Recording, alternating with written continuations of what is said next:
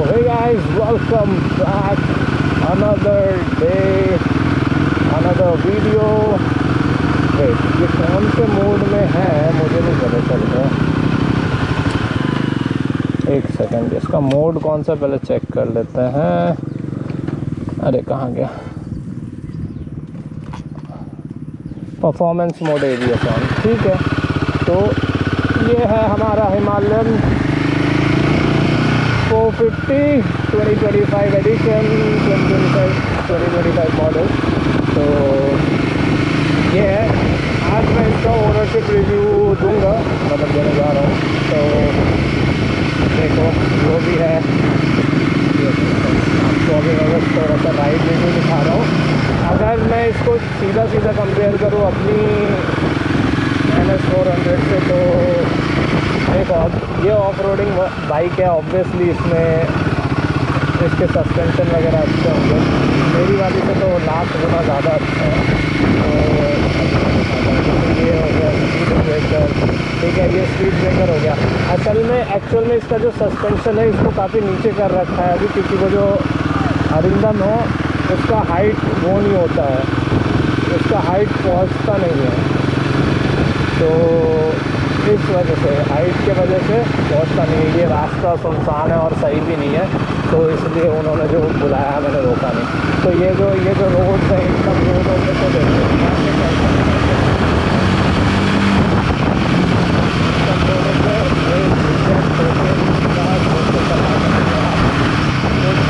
पता चलेगा। और वो बाइक जो है वो टिक के चलता है, जो आराम से चलता है। और बाइक आपको कहीं से भी नहीं लगेगा कि भाई इम्बैलेंस हो रहा है या पुश हो रहा है, ठीक है। तो ये है, और ये जगह सही लग रहा है, हम यहीं पे रोकते हैं थोड़ी देर के लिए, ठीक है। ऑल राइट, तो ये है हमारी हिमालयन। तो बाइक में मैं अपना ओवरऑल एक्सपीरियंस बताऊं तो बाइक में कमी कुछ भी नहीं है। एक ही कमी जो अभी तक मतलब हुआ है वो ये कि बाइक का हैंडल टेढ़ा हो गया है। वो बस ऐसे खड़े गिरा था। लाइक हमें लगा कि स्टैंड लगा हुआ है बाइक में, पर स्टैंड असल में नहीं लगा था। तो डायरेक्ट हम मतलब वो सीधा ग्राउंड पे गिर गया और हैंडल उसी में टेढ़ा हो गया, ठीक है। हमने YouTube पे भी वीडियो देखा तो पता चला कि हाँ ये इसका एक्चुअल प्रॉब्लम है भी। तो ठीक है, आपको मैं दिखाता हूँ एक बार हैंडल कितना टेढ़ा है और कितना नहीं। मैं एक बार पहले इसको रख देता हूँ।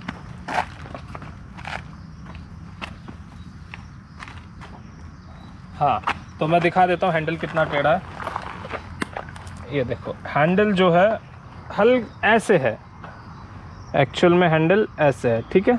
तो ऐसे मतलब आप जब चलाओगे तब शुरू में अगर आप मतलब किसी सीधे बाइक से या मतलब सही बाइक से आते हो तो हैंडल टेढ़ा आपको पूरा फील होगा, काफ़ी टेढ़ा है। और इसको रिप्लेस करने के बाद भी सेम इशू ही आना है, तो हमने अभी तक रिप्लेस तो कराया नहीं है इसको। दूसरा प्रॉब्लम पहले, और एक और चीज़ कि मैं ये स्पेक्स वगैरह बता के आपका टाइम नहीं वेस्ट करूँगा, क्योंकि ऑब्वियसली अगर आप ये रिव्यू देख रहे हो तो आपको ऑलरेडी पता होगा कि इसके स्पेक्स क्या है। और मैं भी उतना ज़्यादा स्पेक्स वगैरह मुझे ध्यान में नहीं रहता, टू बी वेरी ऑनेस्ट। तो मैं जस्ट इसका रियल एक्सपीरियंस शेयर करूँगा आपके साथ, कैसा ये फील होता है क्या नहीं। तो बाइक अभी टोटल चल चुकी है, देखते हैं, 3115 किलोमीटर, ठीक है, 3115 किलोमीटर। और बाइक में इलेक्ट्रॉनिक्स का कोई रोल तो मुझे खैर कभी फील नहीं हुआ और मुझे लगा भी नहीं कि ज़रूरत है, क्योंकि इसका हर चीज़ एकदम बेस्ट है। लाइक ब्रेक बोलो, सस्पेंशन मैंने मतलब एवरेज है। पीछे का सस्पेंशन अगर आप ठीक कर दोगे, ठीक इन द सेंस कि अगर ऊंचा कर दोगे तो फिर उसके बाद काफ़ी अच्छा है। मतलब आपको ये सब रोड पे बैक सीट में कुछ प्रॉब्लम ही नहीं आता है। आगे का थोड़ा सा और बेटर, हल्का सा बेटर हो सकता था, पर बेस्ट मतलब ठीक है, बहुत बेस्ट भी नहीं और वो भी नहीं, बट ठीक है। और पीछे वाला तो काफ़ी अच्छा है, तो पीछे में तो कुछ प्रॉब्लम उतना ज़्यादा आता नहीं है। अगर इसको पूरा ऊंचा कर दोगे तो। बट जब पूरा ऊंचा कर देता है तो हाइट काफ़ी ऊंचा हो जाता है, तो आपको थोड़ा हाइट का दिक्कत, अगर हाइट शॉर्ट है तो दिक्कत आता है। तो जैसे कि ये मेरा भाई का बाइक है तो फिर वो चलाते हैं तो इसको नीचे करके चलाते हैं, तो उसमें थोड़ा ऑफ रोडिंग में हल्का फुल्का दिक्कत आता है। ठीक है, ये तो हो गए इसके दिक्कत, 2 दिक्कत सस्पेंशन। तीसरा दिक्कत ये था कि पेट्रोल हद से ज़्यादा पीता है। ठीक है, हद से ज़्यादा पीता है तो पेट्रोल, बट वही है कि पावर भी वैसा ही देता भी है, और ऊपर से इतना हैवी बाइक को पुल करना और इतना स्पीड में पुल करना तो तेल तो खाता है देखो बहुत ज़्यादा। और रॉयल इनफील्ड्स का सारा बाइक ही, जितने भी बाइक्स मैंने मतलब नोटिस करे थे या जितने भी मैंने चलाए हैं और लोगों से सुना है, तो रॉयल इनफील्ड का तो हर बाइक ही ऑलमोस्ट ज़्यादा तेल खाता है, पर ये थोड़ा सा ज़्यादा ही खाता है, पता नहीं क्यों, मैंने बहुत नोटिस किया है। और मतलब आप तेल डलवाओगे, आप नॉर्मल भी चलाओगे तब भी, अगर अनटिल आप हाईवे पे चला रहे हो या क्रूजिंग कर रहे हो तब तक बहुत सही, तब तक मतलब आपका जान चला जाएगा। और जब आप करोगे, मतलब अगर आप लॉन्ग राइड्स पे जा रहे हो तो आराम से 30 या 28-30 इतना आराम से मिल जाता है और कोई दिक्कत नहीं आता। पेट्रोल का ऐसा आपको फील नहीं होता कि आपको बार बार बहुत तेल खा रहा है या बहुत तेल बार बार तेल डलवाना पड़ रहा है। सेम मेरे बाइक के साथ भी है, तो वही है। नेक्स्ट बात करें तो इसमें क्रूज़ कंट्रोल नहीं है, जो कि थोड़ा अजीब है। क्रूज़ कंट्रोल देना चाहिए था इन लोगों को। तो क्रूज़ कंट्रोल जो है वो यार टूरिंग बाइक में ऐसा मैंडेटरी सा ही लगता है, ठीक है, तो वो देना चाहिए था, उसका कमी तो बहुत ज़्यादा है। और हाई बीम लो बीम जब, क्योंकि हमें ये पर्सनली जब हम ऋषिकेश से आ रहे थे इधर तो हमें बहुत दिक्कत हुआ था हाई बीम को लेके। मेरे बाइक के भरोसे चले थे सब, क्योंकि इस बाइक में तो हाई बीम का मतलब दिखता ही नहीं है, कोई मतलब ही नहीं है हाई बीम का। लाइट्स बहुत बेकार है, लाइट्स थोड़े से अच्छे होने चाहिए थे, जो कि नहीं दिया। चलो ठीक है, और बाकी तो एक और बस ठीक है, एलईडी का तो क्या ही बोले, अब नहीं है तो नहीं है। हाँ, एक और बहुत बड़ा इशू जो कि जिसके वजह से हमारा एक्सीडेंट हुआ था, वो है ये इंडिकेटर्स। इसमें ब्रेक जो है, ब्रेक दबाने पे रेड भी इसी में जलता है, ठीक है। तो यहाँ पे जब वो ब्रेक वाला, वो जो बाकी सब बाइक्स में होता है, यहाँ पे ब्रेक लगाने से वो रेड हो जाता है, ठीक है। तो इसमें जब आप डुअल इंडिकेटर ऑन करोगे, हज़ार्ड लाइट्स ऑन करोगे, फिर अगर आप ब्रेक लगाओगे, मैं 99% श्योर हूँ कि आपको अंदाज़ा ही नहीं लगेगा कि बाइक में ब्रेक कब लग रहा है, ठीक है। बाइक में ब्रेक कब लग रहा है आपको आइडिया ही नहीं लगेगा, जिसके वजह से टूरिंग में एक्सीडेंट्स बहुत होंगे। तो हज़ार्ड लाइट ऐसा मतलब सोच समझ कर ही यूज़ करना, अगर आपके पास हिमालयन है या हिमालयन लेने का सोच रहे हो तो, ठीक है।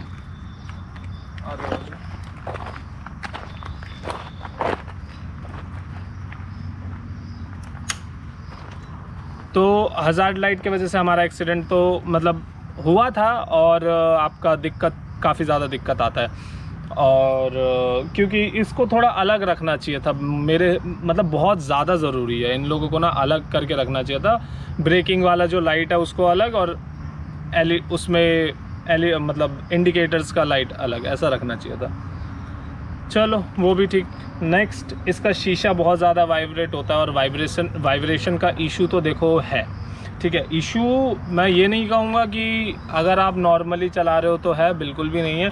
एक तो शीशा बहुत ज़्यादा वाइब्रेट करता है, अलग साउंड आएगा। तो शीशे के वाइब्रेशन पे थे हम, तो वो वाइब्रेशन वाला और गियर का वाइब्रेशन वाला, लाइक अगर आप हाई आरपीएम पे जाते हो, फर्स्ट गियर पे भी या किसी भी गियर में हाई आरपीएम पे जाओगे तो बहुत ज़्यादा वो वाइब्रेट होता है, ठीक है, हद से ज़्यादा। मैं दिखाने का कोशिश भी करूँगा, और ये शीशा भी एक्स्ट्रा आवाज़ ऐड कर देता उनमें। और शीशे का विजिबिलिटी थोड़ा सा बेटर हो सकता था, आई गेस, थोड़ा बड़ा कर देते हल्का सा, या थोड़ा हल्का सा बड़ा रखते, या बेशक गोल नहीं रखते, कुछ और रखते तब भी सही रहता। ब्रेक्स कोई कंप्लेंट नहीं है, top notch. Performance top notch, बहुत बढ़िया है। 155 156 हम लेके गए इसको लास्ट, उसके बाद ये पावर छोड़ देता है, ऐसा लगता है उसके बाद जा ही नहीं रहा है। वो हल्का सा मे बी प्रॉब्लम हो सकता है, बट वहाँ पे जाके मतलब उसके बाद और बढ़ता नहीं है। जबकि 450 सीसी के अंदर मुझे लगता है कि थोड़ा सा और जा सकता था, और कुछ नहीं। तो इसका और अच्छे चीज़ों में वही इसका आपका परफॉर्मेंस हो गया, इसका मतलब राइड करने का एक्सपीरियंस, ठीक है, एक्सपीरियंस इन द सेंस कि कॉन्फिडेंस आता है। बेशक कॉर्नरिंग पे कॉन्फिडेंस नहीं आता उतना, बट फिर भी आता है, ऐसा नहीं है कि बिल्कुल ही नहीं आता। कॉर्नरिंग वगैरह भी बहुत सही कॉन्फिडेंस आता है इसको। एक और चीज़ जो मेरे बाइक में बहुत ज़्यादा दिक्कत है वो है कि अगर मुझे फर्स्ट लेन से थर्ड लेन में जाना होगा तो वो बहुत मतलब हल्का सा ना मुश्किल है। मैं ना अपने बाइक को हाई स्पीड पे ज़्यादा टर्न नहीं कर सकता, या तो लेन चेंज कर नहीं सकता मैं ईज़िली, और मतलब आराम से नहीं कर सकता। बट इसमें मैं 135 के स्पीड पे भी अगर आप नॉर्मली कैसे भी आप लेन चेंज कर लो या कुछ भी कर लो, लाइक आप ऐसे ही वो कर रहे हो, हैंडल बार को एक बार लेफ़्ट एक बार राइट कर रहे हो, स्टिल ये बाइक पूरा रोड से चिपक के चलता है। और इसमें ऐसा बिल्कुल नहीं होता कि बाइक इम्बैलेंस होके गिर जाएगा या कुछ, जबकि मेरे बाइक में ऐसा होता है कि अगर मैं उस बाइक को लाइक सीधा स्ट्रेट ले सकता हूँ, जबकि इस बाइक को आप इतना इजीली कट करके ले जाओगे। 2 ट्रक मतलब एक ट्रक आगे पीछे है या कुछ भी, 1-2 गाड़ी आगे पीछे है, आप आराम से काट के ले जाओगे। आपको इतना कॉन्फिडेंस आएगा क्योंकि हैंडल टर्निंग रेडियस ऑब्वियसली ज़्यादा है, प्लस वो चीज़ टर्न करने पे ना बाइक चिपक के रहता है, ऐसा टेढ़ा नहीं हो जाता या वो कुछ नहीं हो जाता। मेरे बाइक को मैं वो नहीं कर सकता, बट मेरे बाइक को पूरा साथ में ही लेके जाना पड़ता है मुझे। ऐसा नहीं है कि मैं हैंडल मोड़ के ले जाऊँ, मैं ऐसे करके मतलब पूरा बाइक को ही मुझे ऐसे करके लेके जाना पड़ता है, पूरे बाइक के साथ ही मेरे को कट करना पड़ता है। जबकि इसमें पूरा हैंडल मोड़ के आप आराम से चला सकते हो। बहुत अच्छा कॉन्फिडेंस आता है हाई स्पीड में कुछ भी दिक्कत नहीं आता हाई स्पीड में, सच बता रहा हूँ। 155 इज़ लाइक नॉर्मल, एकदम आराम से जाता है, आराम से बिंदास कॉन्फिडेंस के साथ चलता है बाइक, ठीक है। और अच्छे चीज़ की बात करें तो जब हीट हो जाता है बाइक तो इसमें तो वही खासियत है कि हीट होने के बाद और ज़्यादा अच्छे से चलता है इसमें, वो है। और मुझे एक और इसकी बुरी चीज़ याद आ गई, वो है कि हीटिंग तो हद से ज़्यादा होगा अगर आप ट्रैफिक में हो तो। ऋषिकेश में जब हम ट्रैफिक में फंसे थे, जेन्युइनली मेरा पैर जल गया था। अगले 2 दिन तक मैं चप्पल नहीं पहन पाया था, क्योंकि उस टाइम चप्पल पहन के मैं चला रहा था। मतलब नॉर्मली हम थे ऐसा बाहर नहीं जा रहे थे, तो ट्रैफिक में फंस गए थे हम। मुझे आइडिया नहीं लगा, गरम तो लग रहा था बट वो जल रहा था पैर, ये भी नहीं आइडिया था। तो ऐसा जल गया राइट वाला पैर, अगले 2 दिन तक मैं चप्पल नहीं पहन पाया, इतना बुरा हाल हो गया था। तो हीटिंग का तो देखो इशू वो सिर्फ उसी में है, अदरवाइज़ आप अगर सीधा चला रहे हो कोई दिक्कत नहीं है। और बात करें तो अच्छाई में इसका क्वालिटी यार टॉप नॉच है। इसमें मतलब इसके साथ जो टूल्स आते हैं वो सब एकदम बेस्ट है, सब चीज़ आपको दे देते हैं टूल्स में ये लोग, ठीक है। और आपका सर्विस सेंटर, अच्छाई में सर्विस सेंटर भाई, मैं सोया हुआ था, ठीक है, मुझे पता चला 2 घंटे में रेडी हो गया बाइक। फर्स्ट सर्विस 2 घंटे भी नहीं, 1.5 घंटे में बाइक पूरा रेडी। कुछ 2000 या कितने का खर्चा आया था, 2000 कुछ 2100-200 का, और काफ़ी अच्छा था, काफ़ी अच्छा एक्सपीरियंस रहा उसमें, ठीक है। और क्या खामी है, क्या गलती है, आप लोगों को मैं सजेस्ट करूंगा पीपीएफ करवा लेने के लिए, क्योंकि टैंक है तो लगता है। ये देखो, ये भी अब कुछ ही महीने हुए हैं, बट ये देखो स्क्रैच ईज़िली स्क्रैच वगैरह आ जाते हैं, और बहुत सही नहीं है जो चीज़ ना। एक बार पीपीएफ करवाना बहुत ज़रूरी है, पीपीएफ करवा लेना आप लोग। और इसका स्पीडोमीटर बहुत अच्छा है, मतलब ये जो स्पीडोमीटर है जेन्युइनली इस पर गूगल मैप्स का नेविगेशन इतना अच्छा लगता है। और एक्स्ट्रा फीचर्स नहीं, आप ABS ऑन ऑफ कर सकते हो, परफॉर्मेंस मोड से इको में जा सकते हो, इको से परफॉर्मेंस में जा सकते हो। उसमें भी कभी कभी एरर आता है, ठीक है, जैसा मैंने बोला। तो मेरा GoPro का बैटरी ख़त्म हो गया था और बहुत ज़्यादा हीट हो गया था, उसका जो बैटरी है हद से ज़्यादा हीट हो गया था, तो हमने जस्ट इधर कर लिया क्योंकि उधर से धूप आ रहा था। तो जो मैं बता रहा था, क्या बता रहा था, भूल गया मैं, कुछ तो बता रहा था, ठीक है, जो भी है सर्विस सेंटर वगैरह का बता रहा था, तो सर्विस सेंटर का तो एक्सपीरियंस बेस्ट है मेरे हिसाब से, मुझे तो बहुत अच्छा लगा। और ब्रेक्स बहुत अच्छे हैं। इलेक्ट्रॉनिक्स वाइज इसमें ज़्यादा कुछ मिलते नहीं है फंक्शंस, बट जो इन लोगों ने प्रोडक्ट दिया है, एक्चुअल प्रोडक्ट या प्रोडक्ट का क्वालिटी वगैरह वो तो टॉप नॉच है ही, पर जो इन लोगों ने ब्रेक पैड्स या वो सब दिया है बहुत बढ़िया है, बहुत बढ़िया है। मतलब पीछे वाला ब्रेक भी इतना अच्छा लगता है इसमें, पीछे वाला ब्रेक भी बहुत अच्छा। मैं तो देखो इंजन ब्रेकिंग करता हूँ, ठीक है, तो क्योंकि वही करना पड़ता है। मेरे ब्रेक्स उतने अच्छे नहीं है, उतने भी बिल्कुल भी अच्छे नहीं है, और ब्रेक लगाओ तो ऐसा लगता है हैंडल ही बड़ा वो सा हो जाता है। पर इसके केस में कुछ भी नहीं है, प्योर लोहा है, और मतलब लोहा या जो भी मटेरियल है, बट फील लोहा ही होता है, और बहुत बहुत सॉलिड सा बाइक है ना। ऐसा रॉयल इनफील्ड, अगर आप सोच रहे हो कि आप रॉयल इनफील्ड लोगे तो लोगे तो आप 10-20 साल आराम, 20 साल तो चलता नहीं है, बट फिर भी गांव वगैरह में तो चल ही जाता है, तो कम से कम 10-15 साल ईजीली बाइक चलेगा। और आपने भी नोटिस किया होगा कि रॉयल इनफील्ड के बाइक्स वो अभी भी गांव या उसमें अभी भी है, तो वही चीज़ है। जबकि हमारे सब बाइक्स यही 2-3 साल में, 5 साल में खटारा हो जाएगा, क्या आधे पार्ट्स इधर आधे पार्ट्स उधर, तो वही है। इसके साथ ऐसा केस नहीं है। दूसरा एक और चीज़, ये जो मुझे पर्सनली फेवरेट लगता है, ये देखो ऐसा टाइटेनियम का बन गया है वो अपने आप। हमारा कोई एग्जॉस्ट चेंज वगैरह नहीं है, बट ये टाइटेनियम कलर का बन गया, तो ये बहुत अच्छा लगता है। और बाकी जो अभी हमें जो मेन प्रॉब्लम आ रहा है वो आ रहा है तेल को लेके, और इसके अलावा कुछ भी नहीं है। तेल तो खैर मेरा भी उतना ही पी रहा है, ये भी उतना ही पी रहा है, तो उतना तो शिकायत है नहीं, पर स्टिल तेल का थोड़ा तो प्रॉब्लम है ही देखो। और बाकी बाइक अगर आप पूछोगे मुझसे कि बाइक लेना चाहिए या नहीं, वेट करो 1-2 साल और। क्रूज़ कंट्रोल यार, क्रूज़ कंट्रोल चाहिए, ज़रूरत है, ठीक है। और इसका प्राइस रॉयल इनफील्ड है हल्का सा कम, चलो ठीक है मत करो कम, बट एटलीस्ट तुम फीचर्स अच्छे दे दो, थोड़े से इलेक्ट्रॉनिक्स थोड़े और बेटर कर दो, थोड़े नए फीचर्स, कुछ अच्छे फीचर्स दे दो, इसका लाइट चेंज कर दो, क्योंकि मोस्टली लोग इसको टूरिंग के लिए यूज़ करते हैं। तो तुम फीचर्स चलो इलेक्ट्रॉनिक्स को एक पल को साइड में भी करते हैं, बट आप लाइट्स और वो सब तो अच्छे दो, जैसे ब्रेक्स अच्छे दिए हैं, और तो ये सब चीज़ें अच्छे दो। और बाकी तो गड्ढे वड्ढे में तो आराम से जाता ही है, और उन सब का दिक्कत नहीं है। बाइक में एक और प्रॉब्लम है कि चलाते टाइम अगर आपको एक बार खड़े होने का आदत लग गया तो आप हर बार खड़े होकर ही बाइक चलाओगे, जैसे ही मौका मिलता है वैसे ही खड़े होने का मन कर जाता है। तो ये एक प्रॉब्लम भी है और एक अच्छा चीज़ भी है। तो इसके अलावा परफॉर्मेंस से कोई कंप्लेन नहीं है। अगेन इतना हैवी बाइक ये ऐसे खींचता है लाइक रॉकेट, ठीक है। अगर आप इसको व्हीली वगैरह मारने जाओगे, वो लगता है मुश्किल ही लगता है, बहुत मुश्किल ही लगता है, पर जब व्हीली नहीं होगा, बट वो जब जाता है ना एकदम रॉकेट की तरह लॉन्च होता है।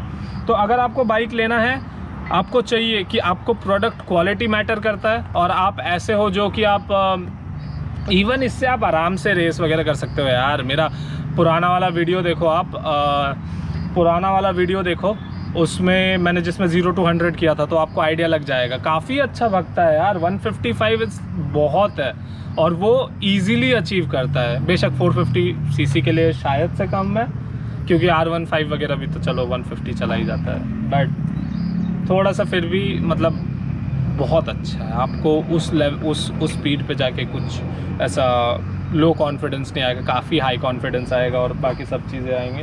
और टायर्स तो भाई बहुत बढ़िया है, एकदम बहुत ही अच्छा है। टायर का सेक्शन जो भी है 160 कितना है मैं देखता हूँ एक बार, 140/80 है। ये 140/80 है,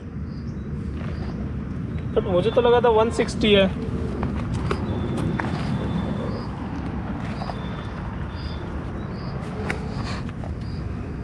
ओ 110/70 है मेरा वाला।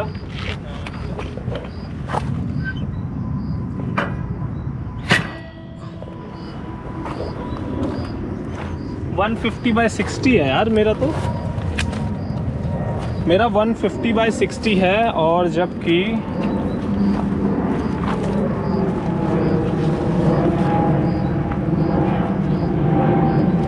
ओके, तो ये 140/80 सेक्शन के टायर्स है, ये हल्के से बड़े होते हैं तो आई गेस माइलेज ज़्यादा निकल के आता हमारा, ठीक है।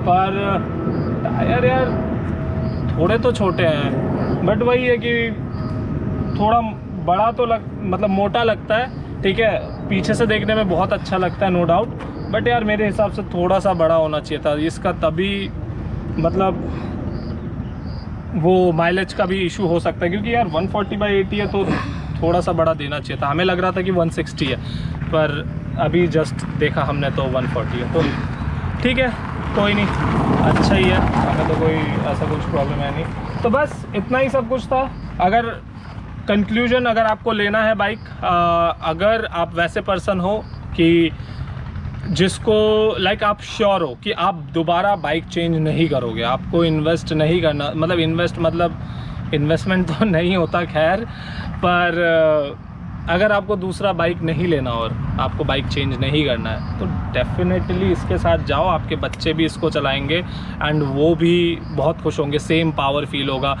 इसका इंजन और स्मूथ हो जाता है, जैसे कि लाइक शुरू में जब हमने चलाया तो काफ़ी ज़्यादा वो था, चलो वो तो होता ही है, बट धीरे धीरे बाइक का इंजन और ज़्यादा स्मूथ हो गया। कम आरपीएम पे, हाई आरपीएम पे तो वो होता ही है।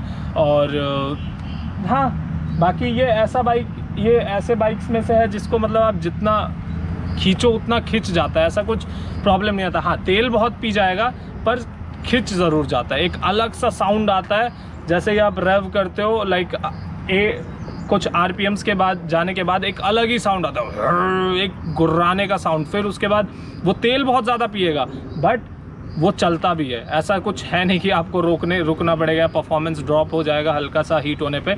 ऐसा मैंने कभी इस बाइक के साथ फील नहीं किया, वेयर एज मेरे बाइक के साथ नहीं होता है, बट समटाइम्स बहुत कम बार ऐसा होता है। तो हाँ इस बाइक के साथ आप जा सकते हो सेम। अगर आप ऐसे पर्सन हो जिसको न्यू बाइक्स ट्राई करना है या वो करना है तो मैं ये वाला बाइक सजेस्ट नहीं करूँगा, क्योंकि ये बाइक में अगर आप चेंज करना अगर आप ऐसे पर्सन हो जो चेंज करना है तो आई गेस वो आप मोस्टली मतलब आप शायद परफॉर्मेंस के पीछे जाने वालों में से होंगे। तो परफॉर्मेंस के लिए ये है ज़रूर, फॉर श्योर है, पर आपको वो चीज़ नहीं मिलेगा। मैं ये चीज़ मतलब जस्ट सोच रहा हूँ कि शायद वैसे लोग बहुत कम होते हैं जो कि ऐसे परफॉर्मेंस के लिए बाइक ख़रीद के टेस्ट करते, मोस्टली सेकेंड हैंड ख़रीद लेते होंगे। बट ये बाइक आप न्यू ख़रीदो, क्योंकि पुराना लोगे तो किसने कितना मेंटेन किया होगा मैं श्योर नहीं हूँ, और वो तेल बहुत ज़्यादा पिएगा। पुराना बाइक लोगे तो ख़र्चा बहुत आएगा, क्योंकि उसमें उस बंदे ने अपने जैसा चलाया होगा।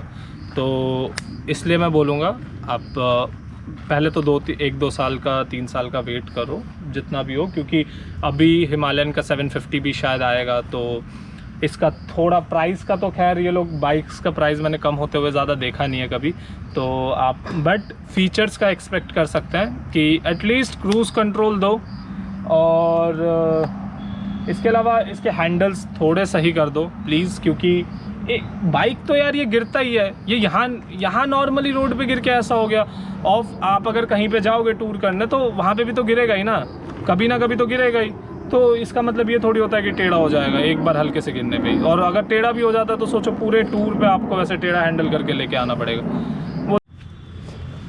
तो गाइस मेरा GoPro जो है ओवर हीट होने के चक्कर में बंद हो गया था, तो अभी जल्दी से चलते हैं जब तक ये बंद नहीं होता। मुझे नहीं पता ये कब तक बंद हो जाएगा, बट जब तक बंद नहीं होता है तब तक हम चलाते हैं। आपको मैं ये देखो इन सब रास्तों पे मेरा बाइक तो चल ही नहीं पाता है।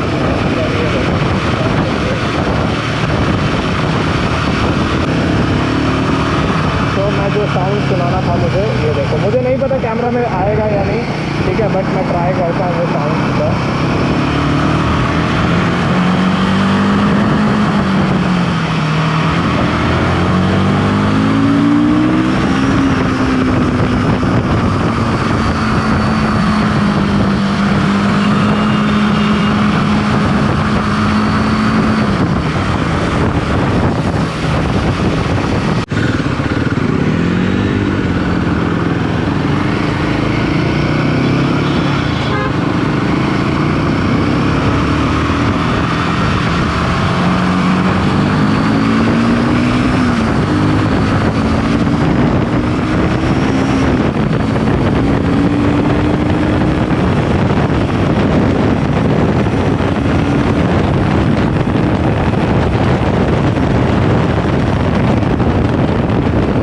अगर आपको परफॉर्मेंस चाहिए एंड मतलब सिर्फ परफॉर्मेंस नहीं, स्पीड अगर चाहिए, गो फॉर NS 400 या ड्यूक 390।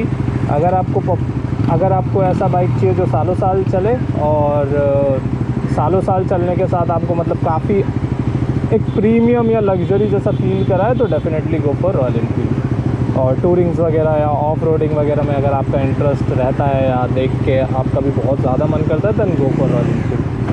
भारी है, गीली मिट्टी पे नहीं हो पाता है, बहुत मुश्किल हो जाता है, तो फंस जाता है तो बहुत दिक्कत होता है, पसीना छूट जाता है, पर वो मज़ा भी बहुत आता है। तो हाँ, आज के ब्लॉग के लिए बस इतना ही था।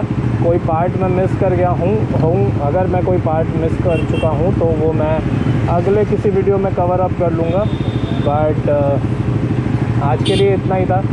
और ये वीडियो भी मैं इसलिए बना रहा हूँ कि कल रात को एक कमेंट आया था, तो एक कमेंट आने के बाद मतलब कमेंट पहले ही आया था, बट ऐसा हुआ कि मैंने रिप्लाई कल ही दिया, मैंने कल ही नोटिस किया तो मैंने कल रिप्लाई दिया। तो वो कमेंट देख के मेरे को काफ़ी ज़्यादा मोटिवेशन सा मिला और मतलब ऐसा आया कि यार कर लेना चाहिए था। एक भाई का कमेंट था, तो उन्होंने बोला था कि हिमालयन का वो करो, भूल गया मैं जो भी था, तो वो करने के लिए बोला था कि आप रिव्यू दो। तो फिर मैंने इसका रिव्यू बनाया एंड रिव्यू बनाने के बाद तो इसीलिए मतलब मैं सोया नहीं था, मैं सिर्फ 4 घंटे या 3-4 घंटे ही सोया हूँ। बट उस भाई ने बोला तो मेरे को बहुत अच्छा लगा, बहुत एक अलग सा मोटिवेशन आया। तो आप लोगों से हम्बल रिक्वेस्ट है, जिस भी टाइप का वीडियो चाहिए या किसी भी टाइप का वीडियो चाहिए आपको, वो मुझे इन्फॉर्म करो और वो कमेंट करो।